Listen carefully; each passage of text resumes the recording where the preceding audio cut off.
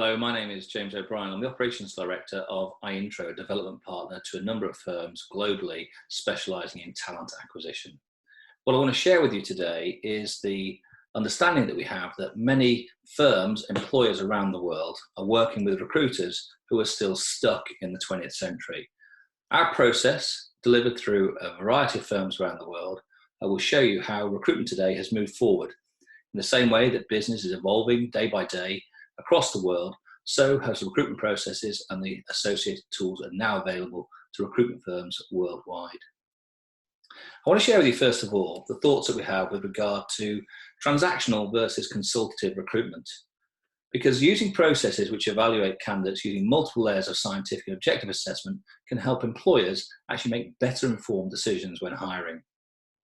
What I will share with you is our belief on how transactional or CV supply, CV vending, or contingent recruitment is a process that means that many businesses have a flawed recruitment process, which is actually costing them an absolute fortune in time and money. So first of all, let's have a look at the transactional recruitment process. Transactional recruitment is focused on a one-dimensional process where employers provide recruiters with typically a job description and say, go find. What this means is the recruiter, doing the best they can with all of the tools available to them, are basically focused on identifying candidates who have the right background, the right credentials, the right training, and all of the right skills that are appropriate to that role. Yet clients still find that they have an attrition rate of people leaving their business of between 25 and 30% of people leaving within the first 12 months of their employment.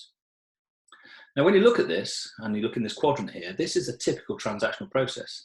The recruiter can do no more than actually find candidates who have the right skills and experience based on what the client, the employer, has told them.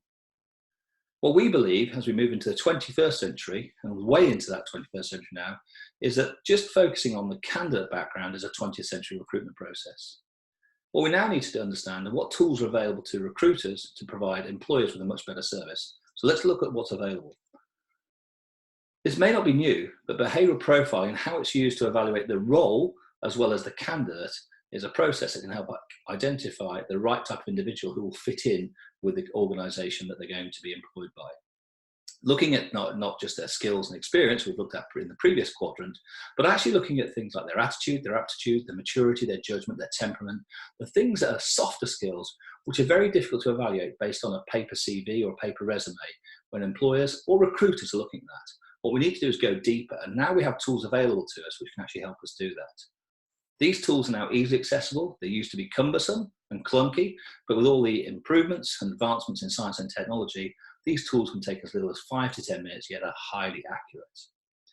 We then look at the next quadrant, and this looks at something called key competency assessment. Now, key competency frameworks, key competency assessment, key competency or competency-based interviewing are tools which have been around for an awful long time, yet most employers don't know how to employ them in their recruitment process. What we do is help understand how do you evaluate the knowledge, skills, and the attitude of the candidate when placed in a situation. So by creating some questioning techniques, which we actually put through the recruitment process and part of the assessment process, what this means is that we can actually help employers make a more informed hiring decision. Actually, we can help them make a more informed interviewing decision, never mind hiring decision. And then finally, as I say, we already live in the 21st century, so we should be using next generation hiring technology, which offers people a service which is unique in the recruitment marketplace, or very few recruiters are actually employing this process to help employers make a more informed hiring decision. Yet today we live in a world where we need to make sure the engagement between all parties involved in the recruitment process is there. So that's not just the recruiter or the employer, but it's the candidate as well. Candidates are often the transactional bystanders in the recruitment process. Yes, they turn up for interviews, but they're not actually involved in a very deliberate way, but they should be. So we make sure that we engage candidates in a collaborative process that's unique in the marketplace, and of course using technology that's appropriate to today's era. So when you look at that, you see in the orange we have the transactional, one-dimensional recruitment process, which is stuck in the 20th century, or actually if you pull them all together, you actually have a consultative process using next generation hiring technology, which actually brings it all together. Now, what this leads to is typically reduced attrition rates. So when we find that when we work with employers, when we look at their new employee retention levels over the first 12 months, we typically find that their retention rates are 70 to 80%, or their attrition rates are between 20 and 30%, which is a very high number when you consider that for a moment. So what are we going to do to help reduce that number? There are a number of techniques, but what the quadrant I want to focus on today is focusing on the behavioural profiling or behavioural assessment side. So what I want to share with you are our thoughts based on some research which has been undertaken by the McQuaig Institute and the Holtz Group here in the UK, which looks at the multiple layers of scientific and objective assessment that take place in the recruitment process. So what you see on this chart in front of you are the 3 levels of assessment that take place in the recruitment process, and all are taking place. But as you can see, it's a cumulative impact. What you see here on this chart is that the more assessment you do, the greater the impact on an individual's performance in the organisation. So what we see here are the 3 levels. What you see first of all is level 1. Level 1 is known as the appearance level. This looks at how people appear, their mannerisms, but essentially you might say how people, whether they look the part for the job. It's a part of the process, but not the most important part. Then we get to the second level, level 2. Level 2 is known as the can-do level, or perhaps what the candidate says they can do. And how we assess this in the recruitment process, whether we're a recruiter or an employer, is we review the candidate's CV or resume and we compare that to the job description or job specification. And when we see there's a close match, we all get excited because essentially our job as recruiters is to identify candidates who have the right skills and experience as dictated and as informed by the client. So that's where we feel good.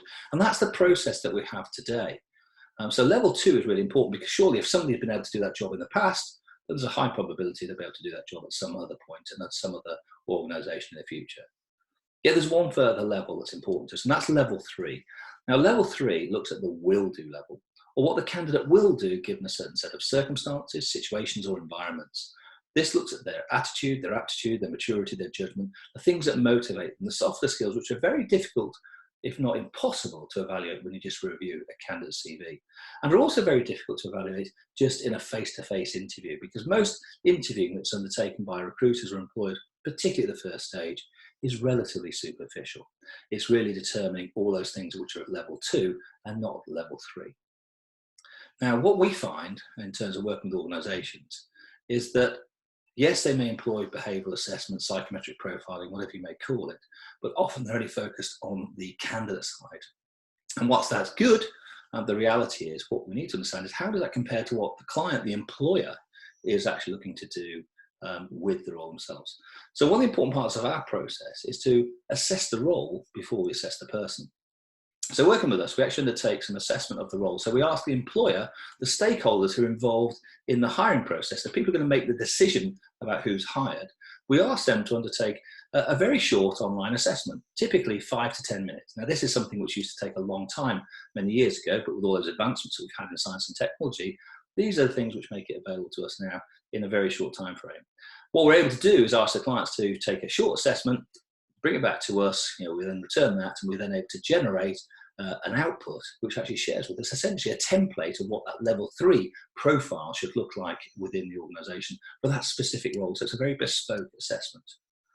Now, when you do this, you're able to hire better people, and as you can see on the cumulative effect, the impact on performance is considerable, because surely if somebody looks the part, they've got the right skills and experience, and will do the job the way the client wants it to be done, the employer, then surely they're going to be able to be happy in their role and therefore deliver that.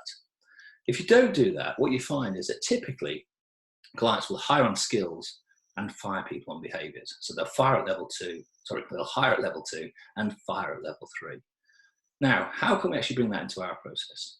Well, first of all, what we have to do is help employers understand what their current process is like. Because as I mentioned, these are the three levels of assessment that go on the recruitment process. Now, what we believe in a client's process is there are 3 levels of assessment as well. Now, level 1 and level 2 are being undertaken pre-employment. But level 3, the important level, the thing that will close down and reduce that attrition rate of 20 to 30%, is actually not done until you've already employed those people. So level 3 is undertaken post-employment. Now, what this means is that's where all the time, cost and effort has gone into the recruitment process, and that's where all the wastage actually takes place. So what we do using our process is we undertake level 1, level 2 and level 3 on behalf of our clients pre-interview. So by assessing the role before we actually identify the person, and then assessing the person and matching them to that at that particular level, gives us a different view and outlook on how that candidate will perform in the job. And what we identify is where that person will fit in with the way the client wants to manage that individual undertaking that role. Because when we ask clients, why did people leave the role? They'll typically give us answers, which we can distill down to either performance, the candidate didn't perform the way we expect them to, or they didn't fit in with the team. There'll be other reasons around that, of course, but typically those are there. But when we ask a follow-up question, which is, on the day you hired the people you employed to do the job, those people that left, did they have the skills and experience that you set out in the job specification?